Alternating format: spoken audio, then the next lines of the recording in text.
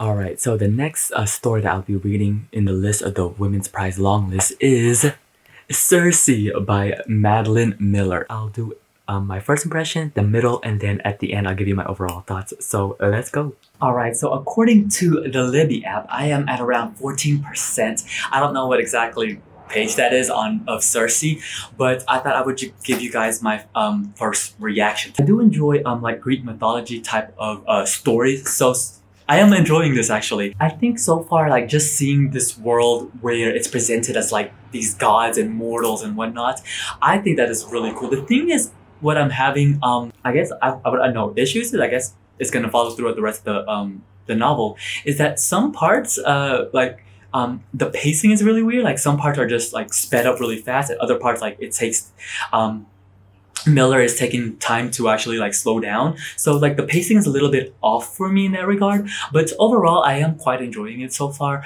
The writing is, very mythology like, if I can say anything about that.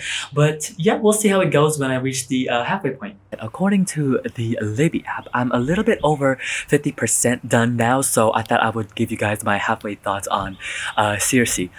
So far, I like it. I don't think it's the best, but it's not the worst.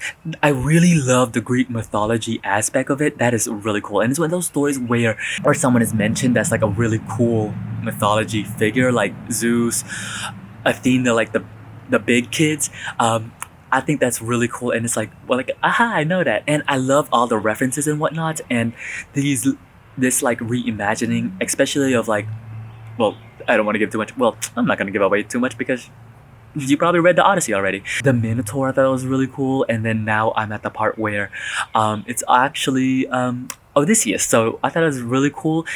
I'm liking it. The thing is, I don't think it will it be shortlisted? I don't know so far, but right now I wouldn't say it's my personal favorite. I like it. I just don't think it's like wow. Alright, so I just finished reading Circe by Madeline Miller. I thought it was okay. Like, I would give it 2.5. I rated it 3 stars on Goodreads. Like I said, I thought it was okay, average. Yeah, there it is.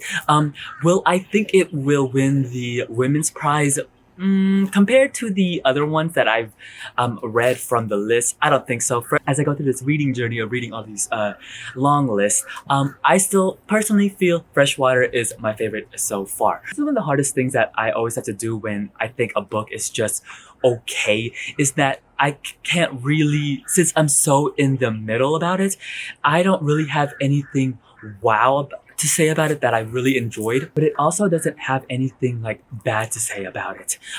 If anything, this book made me realize how much I need to reread the Odyssey, because it has been years, okay? Years since I have read the Odyssey. I think last was probably freshman year of high school. And let me just say that I had my 10-year anniversary of high school senior year of graduating last year. So it's been what, 15? It has been about 14 years since I have read that story. So wow. There are moments in here where I thought it felt like a little dull, I guess it would be the right word. There are moments where I was, it just kind of felt story-wise and character-wise and just like the overall feeling of it. There were moments where it just felt flatlined for me, where nothing significantly was happening, and I didn't feel as though the story just kept pushing. But yeah, if you read that book, let me know what you think about it. I would love to hear your thoughts. I'm just like, y'all, I thought it was just okay. Like, I was really in the middle about it, so. Alright, and at the end of this, I'll let you guys know what the next book that I'm reading, and that's The Pisces by Melissa Broder. So yeah, I have heard mixed things about this book, so I don't know what I'm really getting myself into. If anything, it looks like there's gonna be some merman sex, which we shall see. So yeah, let's go. Wait. I also want to say this. Let me put this down. Okay, so it is the beginning of April right now as I reach the Pisces. I don't know if I'll be able to finish the whole long list by the time they announce the short list. So this is going with the flow type of thing, but yeah, we'll see what happens. What y'all got me reading? This isn't even a first impression. This is literally the first paragraph. As a good Christian boy, what? The first paragraph, y'all, took me.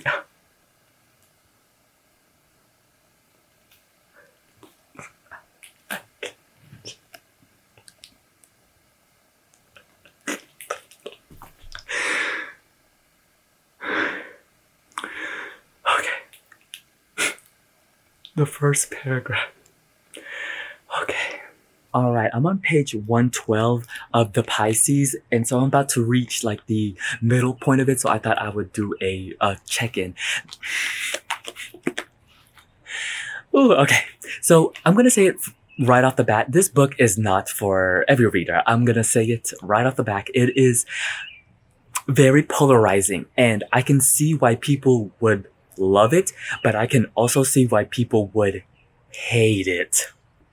So this is about Lucy, who is this researcher. Yeah, she's a researcher who is doing a paper on Sappho. She basically takes a I don't know, it's not a break, but she basically goes to her sister's. She goes to her sister's house so she can have like actually do the paper. And while during this time, we really get to know who Lucy is. Now, I haven't reached the part with the mermaid yet. It's obvious there's a mermaid. I mean, the book cover is kind of a spoiler in that regard. So while she is doing this paper, she is an adult and she wants to have consenting sex, and that's basically what she does. This is written in a way that is very humorous. It's very now.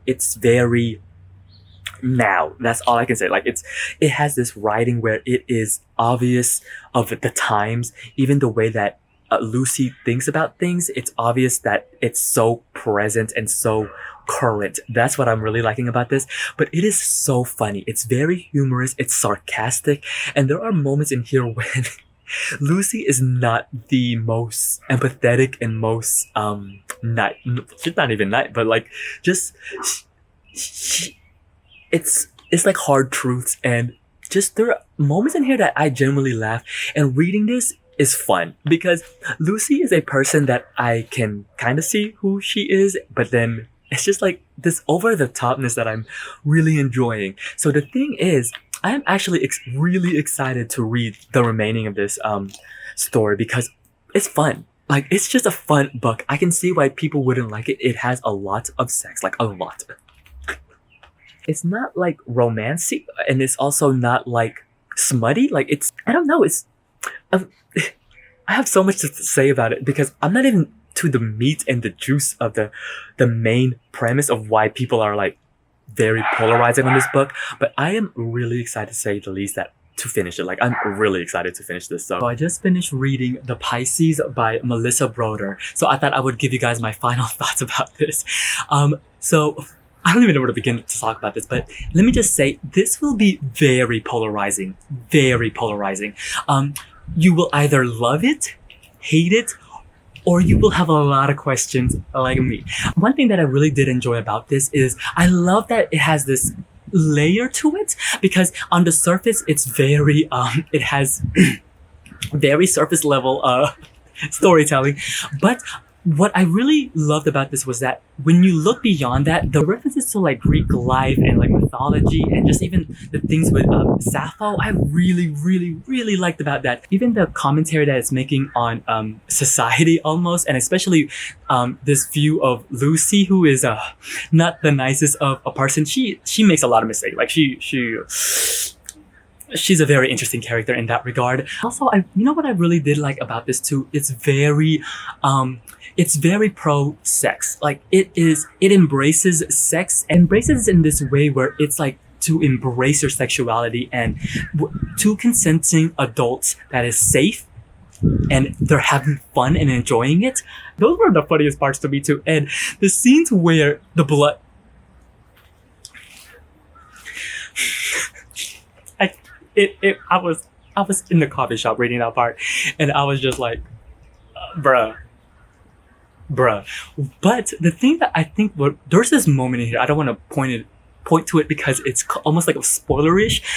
But there is a point in here where I think it clicked for me, and I say this because it's just the way that the way that it's presented. I was like, oh, it was like almost like I got what Broder was doing and what she was saying. For me personally, now, like I mentioned, this book will not be for every reader. There are some parts in here that I consider would be nasty. I was like, oh girl, oh girl, and the decision she makes made me question her a lot. I was just like, Lucy, come on now, come on. For me, it's like one of those things where I almost have to check myself. Like, A, did I have fun reading it? Yes. B, did I enjoy the themes and whatnot? Yes. Did I laugh on this one? Yes. This was so funny.